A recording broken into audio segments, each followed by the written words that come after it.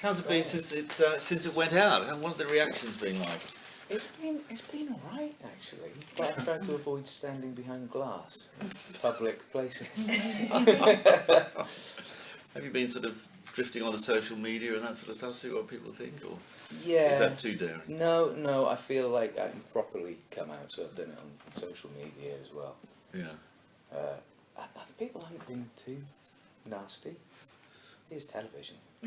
Yeah, we hope. Yeah. Please. You sound a bit surprised by that. Were you expecting a stronger reaction? Not to be honest, no.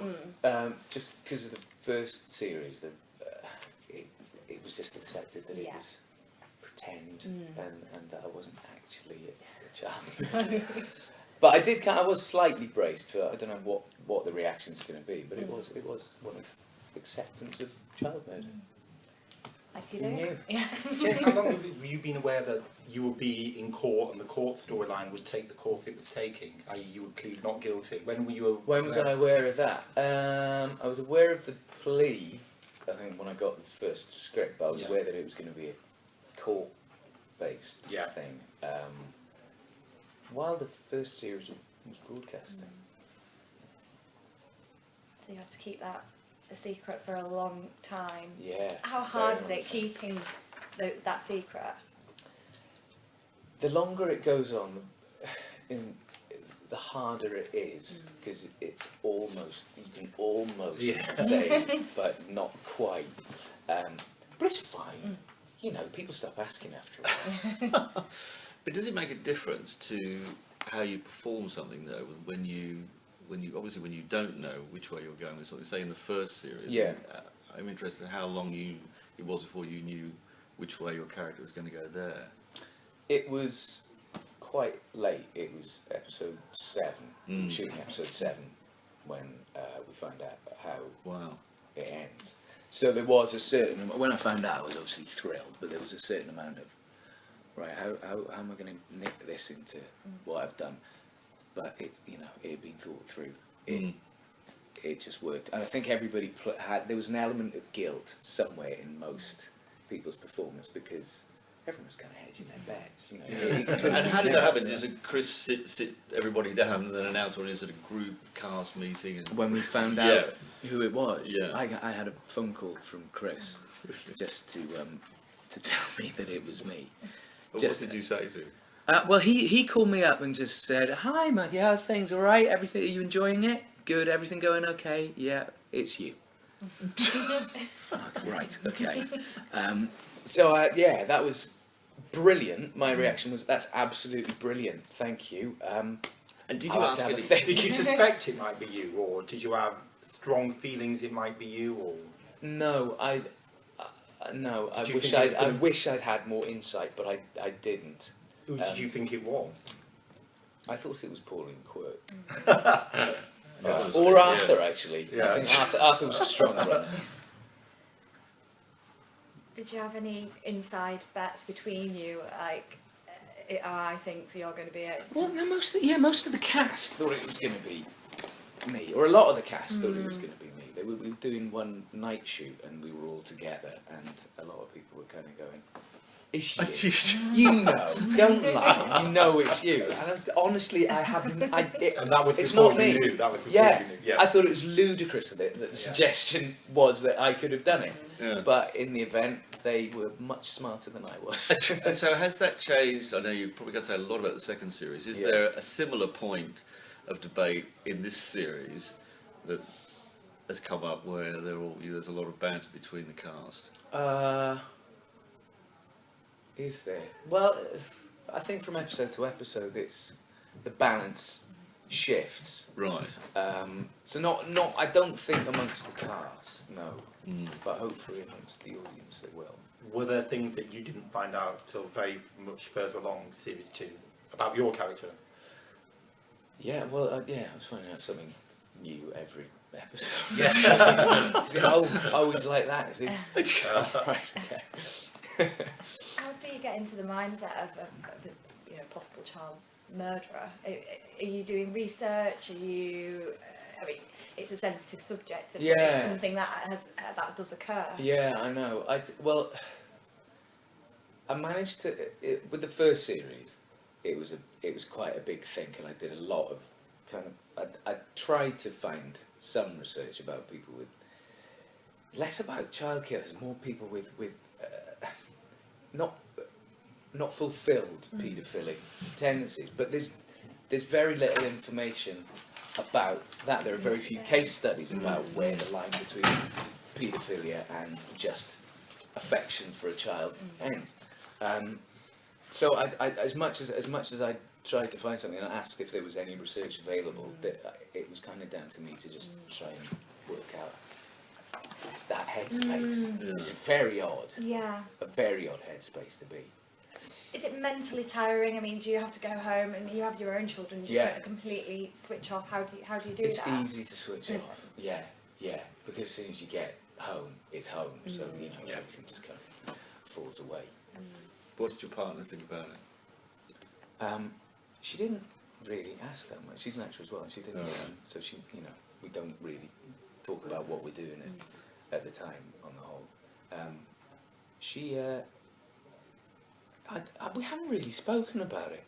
It must be a little bit odd, but at the end of the day, it's no more odd than pretending to be a detective in some ways. It's still different from what we are as people.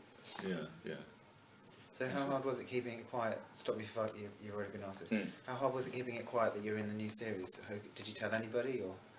I told my wife, and I told my dad and my sisters, but they had to not tell anybody. But that's all it was. It's just I was in it. I couldn't tell any more than that. Did any fans spot you during filming or anything like that, and you had to tell them to? No, we were really lucky actually. But we did go to disguise mode. When we were getting from base to set. How did you disguise yourself? I did. It wasn't me. I didn't disguise myself. Oh, okay. Just point this out because it was fucking horrible disguise. Do you remember Harry Enfield's Kevin and Perry characters with like the long lank hair? It was pretty much that. Reflective specs. Not a good look then. Not one that I'll be choosing to wear again. No. And has it been different shooting series 2 to 1? I mean, you've had more fans around. I mean, are people, I suppose they're not allowed anywhere near it, are they? They've been pretty good with kind of keeping the place secure. I mean, my experience of it has only really been the courtroom. So, and that was on a studio. Quite a lot of people set. turned up to like beach scenes, for example. Oh, did they? Right. Oh, yeah. Matthew didn't do those scenes. Oh, right, okay. But there was. There were quite a lot of fans that were around this time. So where's the courtroom stuff shot? That was Longcross Studios. Oh, okay. So that, I mean, we were relatively safe. So that was quite secure there. But we were kind of pretty well supported by all the, because we had a lot more essays on this than the first series. So, even though they had to sign non-disclosure stuff, Everyone did. Yeah. you never know. It's a lot With social media and everything, it's easy for just something that appears innocuous, a photograph that appears innocuous, something could be interpreted from something in the background or whatever. So how careful do you have to be with scripts? Do you have to only read them at home, or can you take them out with you? Yeah, no, it's not. You're not going to read it on the tube. You have your name stripped across every single page. Yeah. So if you did lose it, they would know. They know who it is. Oh, that's nice. Can't blame someone else. We could only access it with a password. Oh, right. Oh, so it's not a tangible So it's script? on the... Well, I didn't get one because it was just a bit safe. So is it like on an iPad? So You what got emailed it and you had to use a password. I got Oh, it on did you the get- iPad. Yeah. Right, okay. Oh, that's enough. Yeah, no scripts were posted. Was that out. by choice, or was that their idea? I probably would have done it anyway. Yeah. Yeah. It's just a little bit safer than having Yeah. sheets of paper with Matthew Gravelle written across it. Yeah. And what's it like playing opposite Olivia? Because she's acting out of her skin, isn't she, in this? I mean, how do you find that? She's brilliant. Just sit there watching her. Like, oh fuck! I'm supposed to be having a session. I better join in. No, she's just great. She's just fantastic. But then the whole cast is fantastic. So you can. Does that lift you as well? I think so. I think acting with good people makes you better. I think probably everybody finds that. Have you had any mishaps during any of the film? And obviously not trying to give too much away in series 2, but has there been any accidents on set or any particular challenges? I know you're in a courtroom, maybe that applied more so when you were doing the outside scenes, but is there anything? No, it was not challenges. Actually, what I found was that being in this glass box, surrounded by all the other actors who can talk to each other, was really alienating, which is good, you know, for the character. But for me, it was rubbish because I kind of come in all happy and looking forward to speaking to people and talking and messing about, and then within half an hour, I just felt like I wanted to disappear and take myself off. And how long were you in the box for? At stretches of a time. Sorry? How long were you in the box? How long was filming? Well, it would depend on the length of the scene, but you know, some of them are quite long. Especially with people testifying, it could be about 7 minutes or something. Yeah. And then if you got to do it again, of course. So it could be like an hour and a half. Yeah. Before you get a bit of fresh air, by which time you're deprived of oxygen, deprived of company. Sounds terrible, doesn't it? And obviously we don't know how long that goes on for, but for yourself, it goes on for a particular length of time. So it goes on for quite some time. Yeah. So are you in contact with the other cast now that you finished shooting? Yes. Obviously? Yeah. I mean, do you have much to do with the cast now? Are you talking with them very much about? Yeah. They haven't held it against me, and my social skills have returned. So do you think they'll do another series of Broadchurch after this one? I don't know. It's kind of. It depends what form it takes, and it depends what Chris has got cooked up. But if you could be in a third series, would you like to be? Yeah. Right, there we are. Goes without saying. Yeah. Would you like to see your character commit another murder? Oh yeah. I guess he couldn't he? Wherever he is. So is your character? Become like, I mean, if he didn't do this one, I mean, is he in all of series 2? Are we allowed to say that? Are you a constant presence, or? Don't think we should say. Are we allowed to say? No. Okay. We're not allowed to say. Because the thing is, you'd imagine they would do Broadchurch year in, year out. So would you like to see your character stay for indefinitely and for as long as it's on screen? However it makes sense for the story as a whole. It makes sense that my character is in it. It's on my hands.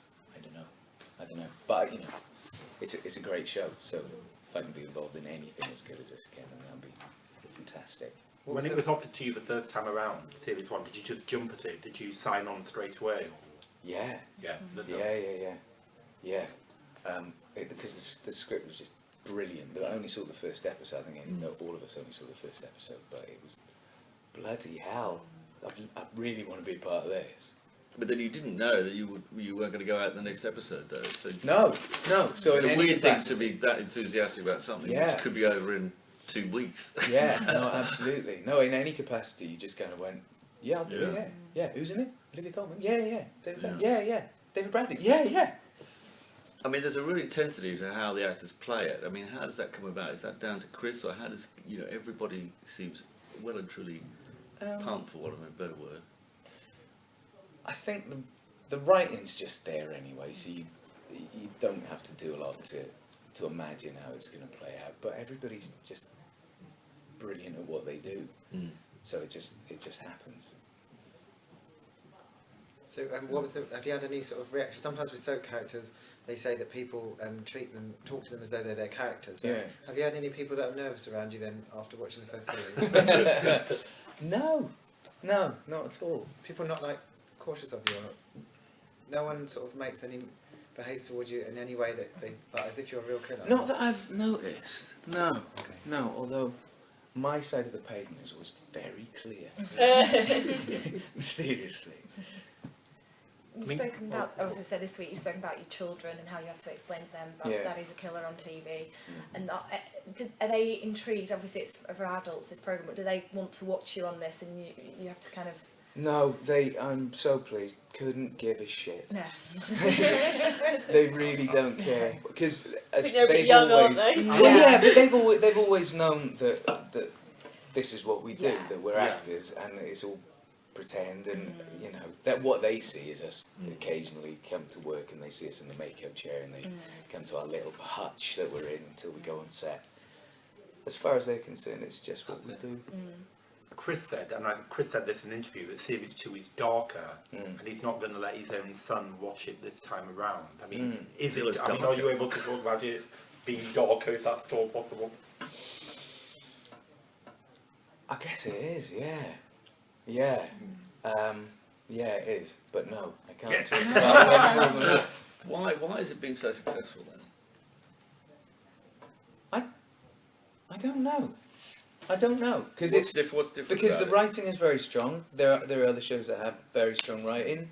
The performances are very strong. Same goes for other shows, and all of those elements that everybody's at the top of their game. Yeah. But so there must be something that's just emotionally connected with. Is it because we're just drip fed when we don't know anything about it as an audience? That might be some of it. But then when people came to the first episode, they were coming to it blind. So there must have been something in that episode that kind of hooked people, and not just the whodunit element, the detective element of it, but just there must have been some kind of heart to it that, or the loss of a child, just a child disappearing, just the worst nightmare for a parent. Just hook people, I guess. Do you think it's because it's quite close to real life? It came on the back of 2 very high-profile cases, T Sharp and April Jones. Yeah. So, I mean, that reality side of it, do you think that's what people... Because it can Maybe it can happen. Yeah, absolutely, yeah. And do you have to, with those cases in mind, do you have to treat this with extra sensitivity? Cause I think so, yeah. I mean, yeah, you've got to. You've got to be careful. You don't want to offend people, and you don't want to make a bad guy a goodie, but at the same time, you have to be able to see why he's doing this thing, or at least try and understand what the fuck is driven him to do it. Like, understand the motives are quite important. If everyone wants to know why. Yeah. But as long as I could see why he was doing it, then in a way it doesn't matter as long as the audience can watch it and forget about it and just see it unfold, and that's fine. Yeah. I mean, there's a walking tour down there where they go to the hut where he was murdered, and people go into that. I mean, do you think that's a bit sick? I don't know. I mean, it's a drama, so if it was a real crime, it would be, yes, definitely. But it's visiting the set of a drama at the end of the day, so if that's what you want to do, crack on. Fair enough. Okay. Did you watch The Missing? Did you follow?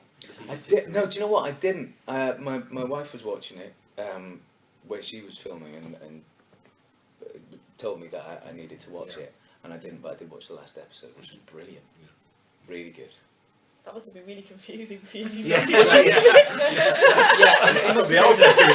must have been a frustrating watch. I listened to this one. No, it must have been a frustrating watch for my wife. I was pausing. Wow, this guy, he did this, and he's married to her. Okay. I know you've spoken about obviously separating from your family life, and this is clearly a drama. Yeah. But have you become, because of the dangers which this highlights, or have you become more protective of your own children, or? I don't think so. We've always been pretty protective, probably overly protective, as a lot of parents are now. But no, it hasn't made us any more vigilant than we would have been anyway. Have you been offered any sort of more villainous roles as a result on stage and on screen as a result of this? Not more villainous, no, but more interesting, just different, probably a wider range of stuff, I think, yeah. And what was it like the day after you revealed as the murderer? I didn't go out, just in case, because I didn't know what the reaction was going to be, so I just kind of thought, right, I'll do the food shop today, because I know the episode's on tonight, and then I won't have to go out tomorrow.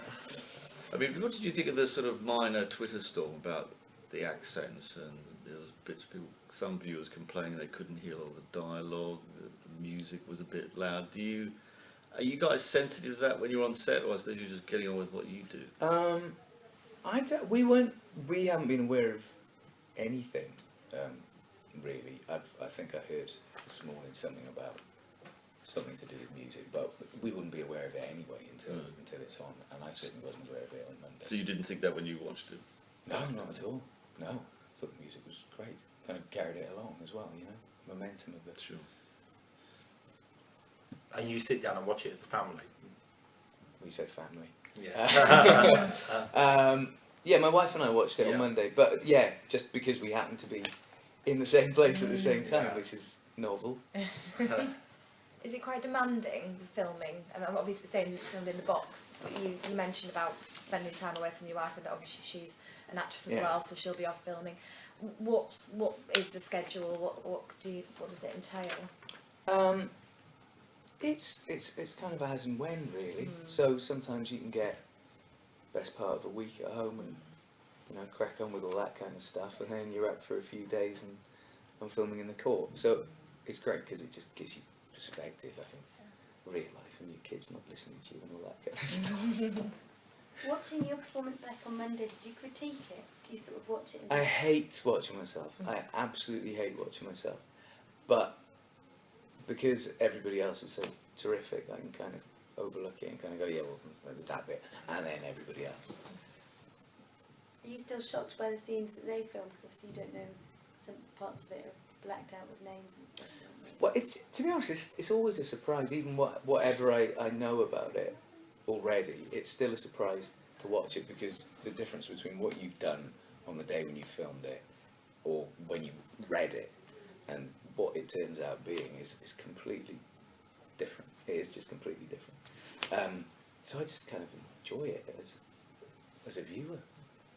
And I was almost actually surprised by my not guilty in it, because I'd pretty much forgotten. You'd forgotten. I was like, Christ, okay, what's going to happen here? What's he going to say?